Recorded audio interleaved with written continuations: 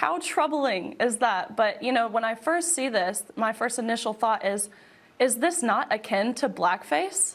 The African-American community would, and rightfully so, should be outraged if I put on makeup and came on here and identified as an African-American and created TikToks called Days of Blackhood. Let's call what Dylan's doing womanhood. And that's exactly what this is. This is a man with a fetish, who is gleefully putting together all the stereotypes of women, like makeup and the outfits and having breasts and carrying around tampons and having menstrual cycles and all these things, and using that to define what we are and what we stand for. And womanhood is not and should not be a mental disorder suffered by men. You know what I'm gonna need you guys to stop doing? And by you guys, I mean Republicans. I'm gonna need you guys to stop using black people for political expedience when y'all know you don't care about black people at all. When black people get killed by cops, y'all wanna bring up black kids dying in Chicago as if you care about these kids. Now a transgender dances in a dress and you wanna compare it to blackface? Really? You wanna know what's worse than blackface? What's worse than blackface is a black kid being killed by a cop for playing with a toy gun in a park.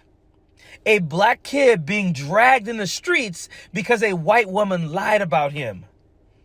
A black man having a knee placed in his neck by a cop for over 8 minutes, 2 minutes while he's unconscious until he dies.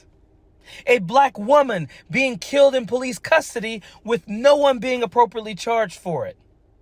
Police officers sharing racist text messages about black people in their city with each other for years. But when we want to talk about these issues, you guys are silent as hell about them. When we want to do something about people in actual blackface, you say this world is getting too sensitive. When we want to do something about kids being murdered in Chicago, y'all want to say it's not the guns or it's not the government's place to step in when y'all know the government is who created it. Y'all are a bunch of con artists. You don't care about black people unless they are tap dancing for you like Kanye, Candace, and Herschel Walker. So please keep our names out your fucking mouth! This November is Rovember. MeidasTouch just released its brand new collection of Rovember t-shirts and pins to let the country know what's at stake this upcoming midterm election. Go to store.meidastouch.com to grab yours. That's store.meidastouch.com.